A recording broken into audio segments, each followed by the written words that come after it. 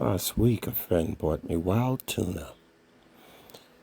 He had gone out to the ocean and he caught it himself. Wild tuna. No one had ever gone out in an ocean to catch tuna for me, or to bring back the tuna that they caught, but he did. And he was exhausted from the journey and the fishing and being out on the water. And he wasn't going to bring it, he said, but he said, I have to keep my word. And partly he wanted to visit me. And he didn't want the excursion to go fishing to stop him. Even though he was exhausted, he wanted to keep his word. So he came back with the wild tuna for me. Who's ever bought you wild tuna at the expense of their own sweat and time and exhaustion? Now, I am not disparaging canned tuna. Most don't have the ability or the time or the opportunity to go wild fishing. So, be grateful for the canned tuna. You do what you can do when you can do it. But if you don't do what you can do when you can do it, you'll send the person the canned fish instead of the fish from the wild. And that's door number 2. Why does so many people choose door number 2? Why would they give you the worst of what they have if they have opportunity to give you the best? I have another friend, he goes hunting. And he has sent me meat from his hunt. Unbelievable. When is the last time someone, a friend, has gone personally out, risked his life, his time, his energy, to go catch an animal in the wild, and then have to clean and carry and gut and all the stuff you have to do? Most of us wouldn't do that. And let me share in his bounty, sent me the wild meat. What a wonderful thing. Are you wild at heart for God, or are you canned tuna? And let me tell you something. Although I'm grateful for the canned tuna, until you've had the real tuna, the wild tuna, you haven't had tuna. There is no comparison to a real cake and a store-bought cake. No comparison. To real homemade lemonade and store-bought lemonade. No comparison. A real farm-raised egg or chicken and a factory corporate-produced one. No comparison. And yet so many of you are that way with your faith and your food. And you don't take the time to learn, or you don't have the desire, because you're conditioned to have the canned and the processed and the fake. It's your diet. And now you have a taste for it. The worst thing is when people get an opportunity to have the real thing, and they think that's bad. Their body, their tongue, their mind, their stomach has developed an affinity, desire, and taste for something that's less. You see a real woman without all that makeup mess and fake eyelashes on her face,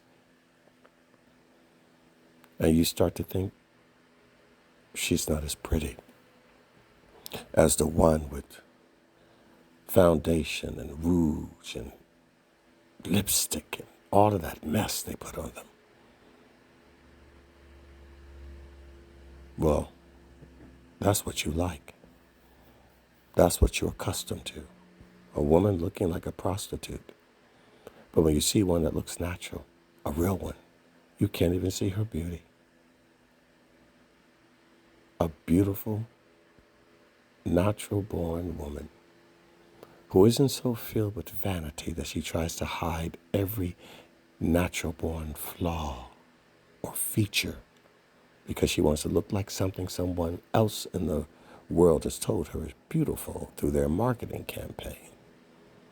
She's not looking at what God, who made her, told her what makes her beautiful, because in the scripture, he tells her to not to do that. Fancy wigs all over her hair. He tells her not to do that. Not to be preoccupied with the cutting, the braiding, the twisting and turning of her hair, her face, but true beauty, her holiness.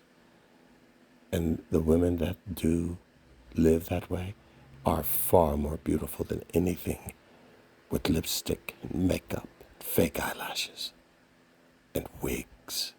Oh, you won't understand that because you have played and dabbled with the devil's definition of beauty and food and faith.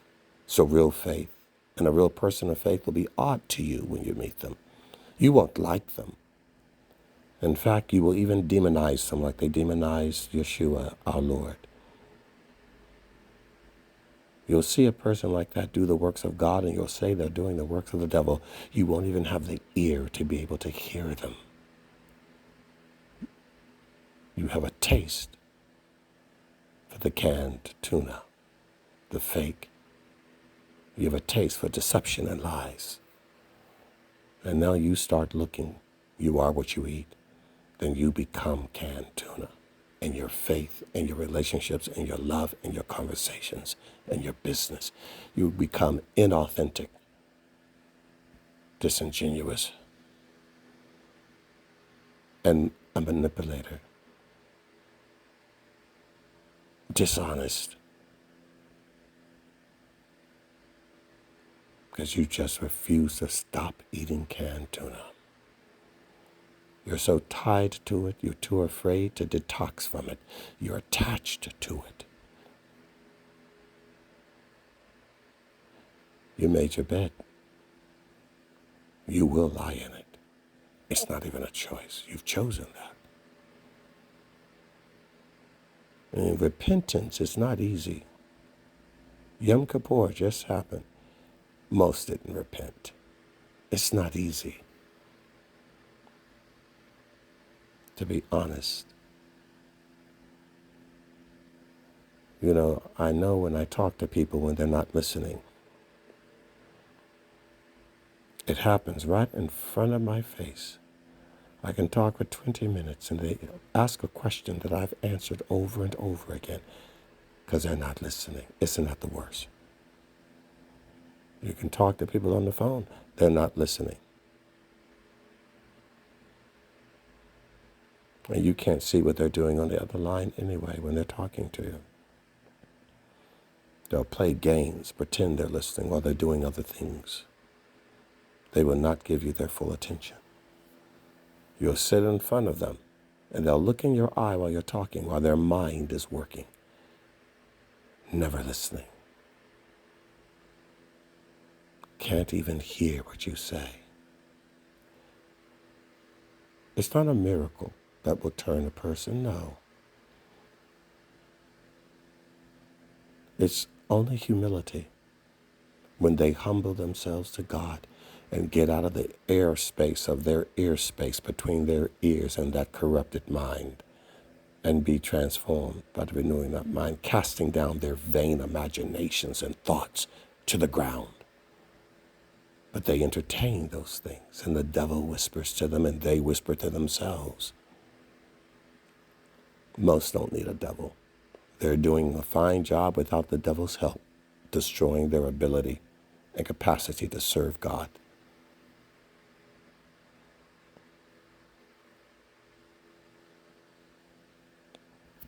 Be genuine.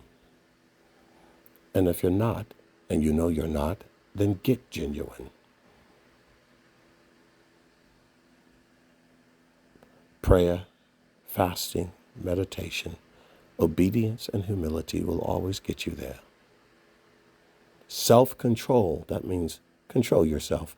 It's not the responsibility of someone else to point out every wrong and every misstep. Have some self-discipline and self-control of yourself. But you better admit it and know what your problem is and acknowledge it. Can't deny it and expect deliverance or instant deliverance, like an instant pudding. You've got to do the work. It takes work. Most of you will spend some work to become sober from alcohol, but you do very little work to become sober from religion and Pharisaical faith, to be organic and pure with your faith. Most of the religion you see in the world today, Christian included, and even more.